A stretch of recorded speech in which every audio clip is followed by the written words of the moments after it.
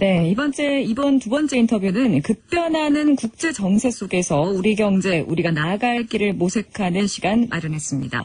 최근 중국 경제가 갑자기 냉각되면서 주가가 폭락하고 실업자가 급증하는 사태가 일어나는 경착륙에 대한 우려가 계속 나오고 있습니다. 중국의 경제 상황 대체 얼마나 심각한 수준이며 이것이 우리 경제에 미칠 영향 무엇인지 알아보는 시간 마련했습니다. 동래대학교 정치외교학과 김태환 교수 스튜디오에 나와 있습니다. 교수님 안녕하세요. 예, 안녕하세요. 네, 이달 초 중국이 공식적으로 경제성장 6%대를 천명하고 나왔습니다. 중국의 앞으로 경제 전망, 교수님 어떻게 보십니까? 예, 결론부터 말씀드리면 그렇게 밝지는 않죠. 네. 그런데, 이 이유는, 너무나 오랫동안 중국이 한 두 자릿수의 경제 성장을 해와서, 그리고 또, 우리에게 너무나 많은, 무역수지 이익을 주는 국가이고, 네. 또 이미 세계 제2위의 경제 규모를 가질 뿐만이 아니라 무역 총액을 따지면 이미 미국보다도 앞서 있습니다. 그래서 네네. 세계에서 가장 무역을 많이 하는 나라가 되어 있기 때문에 우리가 이러한 중국의 경제적인 발전이 멈출 거라는 상상을 못했을 뿐이지 네. 사실은 어떤 국가도 언제까지나 고속 성장을 지속할 수는 없거든요. 일본도 네. 그랬고 한국도 그랬고 중국도 바로 그러한 위치에 시기에 도달한 거라고 생각을 하고요. 이런 것은 중국뿐만이 아니라 국제사회가 지구촌화돼서 다 연결돼 있기 때문에 한 국가가 경제가 문제가 생기면 다 이렇게 연결되어 있기 때문에 어려움을 겪거든요. 그래서 함께 네. 지혜롭게 극복해 나가야 될 그런 문제이고 그렇게 잘 할 수 있을 거라고 생각합니다. 네, 함께 다 같이 노력해야 된다 이런 말씀하셨는데 그렇다면 중국의 경제 침체의 원인 무엇일까요? 중국 경제가 왜 이런 어려움에 처한 건가요? 두 가지로 나누면요. 첫째는 국제사회의 문제이고 또 하나는 이제 중국 자체의 문제인데 국제적으로 보면 2008년 미국 맨하탄발 세계적인 금융 위기가 있었죠. 그 이후로 세계 경제가 많은 어려움을 겪고 있는데 그 생각보다 상당히 회복하는데 오래 가고 있습니다. 그래서 국제 경제가 어려우니까 수출 지향적인 경제 발전을 이루어온 중국이 수출에 부진할 수밖에 없는 겁니다. 그래서 네. 그런 어려움이 국제사회에서 국제적으로 들어오는 것이고요. 국내적인 이유로는 저는 그걸 한국식으로 말하면 정경유착이라고 하는데요. 네. 중국이 오랫동안 이렇게 경제를 진흥하는 정책을 해오면서 정치가 주도적으로 이끌어온 그런 형국이거든요. 네. 소위 개발 독재라고 해서 개발도상국에서 아주 똑똑한 정치 지도자들이 계획을 잘 세워서 경제를 이끌어 가면 경제를 성장하는데 단축하는 효과가 있습니다. 그게 뭐 일본이나 한국이나 대만 다 적용됐고요. 중국도 그게 적용된다고 생각을 하는데 문제는 이게 어느 정도 경제 규모가 되면 그 이후부터는 그 효율이 떨어진다는 것이죠. 그러니까 소수의 엘리트에 의해서 경제가 다 계획되고 이끌어질 수가 없는 거거든요.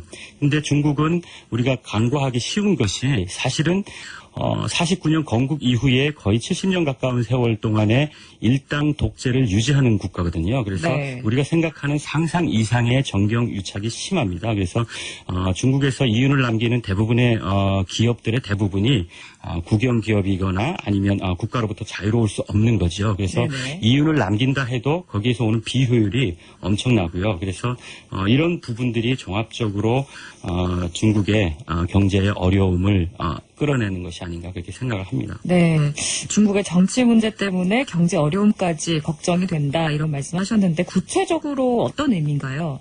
그러니까 정치 개혁이라는 이야기거든요. 지금 현재 시진핑 지도부뿐만이 아니라 후진타오 지도부 때부터 정치 개혁 문제는 계속 나왔는데요.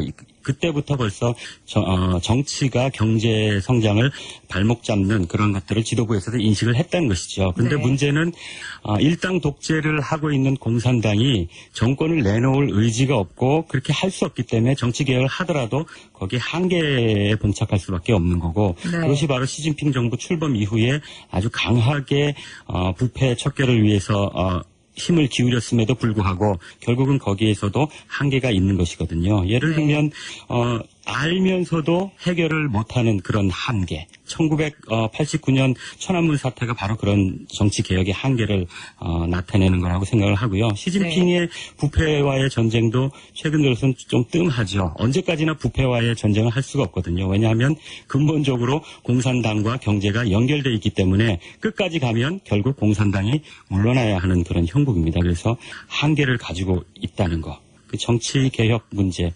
그래서 더 좀 암울한 예측이 될 수밖에 없습니다. 과연 공산당이 어디까지 개혁할 수 있을까? 네. 그렇습니다.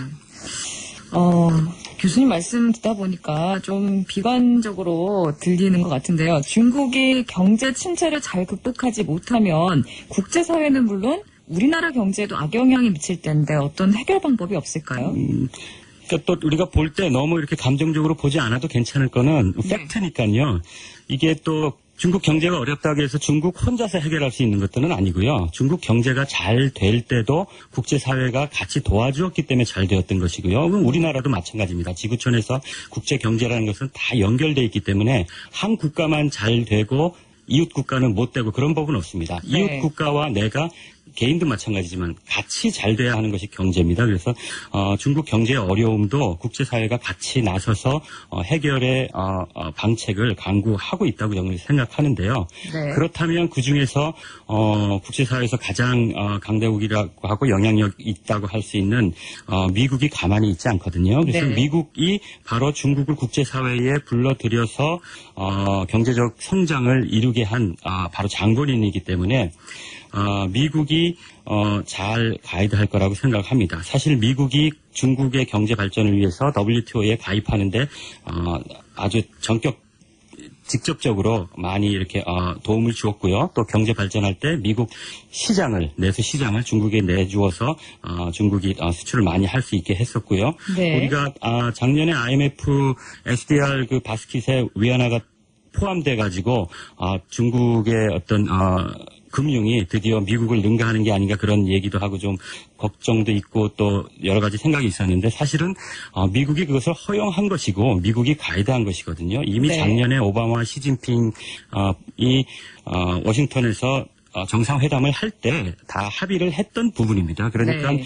중국의 이런 경제적인 성장이 미국의 계산 하에서 있었던 것이라면 중국의 경제적인 어려움도 미국이 중국 못지않게 대책을 강구할 거라고 생각을 하고 그것은 네. 뭐 중국을 위해서가 아니라 우리 모두를 위한 지구촌 모두를 위한 거라고 생각할 수 있습니다. 네. 또 아시아 인프라 투자은행이라는 말이 나오는데 구체적으로 어떤 건지 좀 설명해 주시죠. 그러니까 본래는 1대1로라고 해가지고요. 시진핑 네. 정부가 들어서면서 옛날 고대 실크로드와 또 명나라 때 정화의 해로로 남중국해와 인도양을 지나서 아프리카 중동까지 거쳤던 그 선을 잇는 오늘날 같이 다시 재현하겠다는 것이거든요. 네. 그 얘기는 그 선에 있는 국가들과 경제 협력과 경제 발전을 같이 해서 정치 경제적으로 우호 관계를 돈독히 함으로써 중국이 미국에 버금가는 초강대국으로 나서겠다는 그런 어떤 중국 정부의 의지인데요. 네. 여기에 결정적인 어떤 수단 역할을 할 수 있는 것이 아시아 인프라 투자은행이라고 저는 보고 있습니다. 왜냐하면 아시아 인프라 투자은행이 돈을 가지고 바로 그 1대1로의 선상에 있는 국가들과 정치 경제적으로 우호를 맺으려고 하는데 보니까 이 대부분 국가들이 다 개발도상국이고 중국의 경제 파트너가 되기에는 너무나 경제적으로 취약합니다. 그래서 네. 이들 국가를 경제적으로 성장시켜야 될 이유가 중국에 있는데 그러기 위해서는 이들 국가의 인프라를 구축하는 일부터 해야 하는데 그 자금을 대주겠다는 것이죠. 그럼 그 자금을 대주는 대신 당연히 중국의 기업들이 우리가 그러면 건설해줄게 해서 그럼 이러한 현상은 중국이 수출이 막혀서 내수에 진작을 하는데 내수도 마땅치 않을 경우에 바로 이 인프라 수출을 통해서 돌파구를 찾아낼 수 있는 그런 또 중국의 어떤 경제적인 전략도 같이 네. 있다고 그렇게 생각을 네. 합니다. 마지막으로 질문 하나 드리겠습니다. 국제사회 미국, 중국이 모두 함께 또 경제 침체 극복을 위해서 노력할 것이라고 하셨는데 그렇다면 우리나라 입장에서 어떻게 이런 문제에 기여할 수 있을까요? 두 가지 말씀드릴 수 있는데요. 하나는 아까 말씀드렸다시피 그렇게 AIIB가 아시아 인프라 투자은행이 인프라 투자하는데 직접 참여할 수 있는 그런 기회를 또 제공한다고 했는데 한국이 적극적으로 그 기회를 잡아야 됩니다. 그래서 네. 우리도 중국 못지않게 그런 돌파구를 마련할 수 있도록 해야 되고요. 다행히 우리가 부총재 국가가 되어 있기 때문에 여러 가지 유리한 점이 있을 겁니다. 네. 또 하나는 남북 문제, 그러니까 통일하고도 연관되어 있는데요. 남북 문제 해결이 또 돌파구가 될 수 있을 거라고 저는 생각을 하는데요. 왜냐하면 중국의 가장 낙후된 지역 중에 하나가 사실은 만주라고 우리가 부르는 그 동북 삼성 지역입니다. 이 동북 네. 삼성 지역은 북한과 이렇게 맞닿아 있고 러시아도 가장 개발이 덜 된 지역과 맞닿아 있어서 어떻게 개발을 하고 성장을 하려고 해도 이렇게 돌파구가 없는 겁니다. 지리적으로. 그래서 중국 입장에서도 북한이 개방을 해서 경제 발전에 치중하면 한국뿐만이 아니라 중국 입장에서도 상당히 환영할 일이거든요. 그래서 네. 우리 입장에서 할 일은 중국과 국제정세도 잘 살펴볼 일이지만 우리가 주도적으로 물론 지금 현재는 뭐 4차 핵실험이나 로켓 발사 때문에 상당히 강경 모드로 갈 수밖에 없는 현실이다 하더라도 언제까지나 또 이렇게 갈 수는 없거든요. 네. 그래서 좀 안정적으로 이제 상황이 전환됐을 때에 우리가 그 기회를 잘 활용할 수 있도록 남북 경제 교류에 대한 그런 것들도 염두에 주고 준비를 하면 하나하나 해결해 나갈 수 있지 않을까 그런 생각을 해봅니다. 네. 중국 경제 어디로 가나 우리 경제가 나아갈 길 무엇인지 오늘 함께 생각해봤습니다. 지금까지 말씀 감사합니다. 예, 감사합니다. 네, 동해대학교 정치외교학과 김태환 교수였습니다.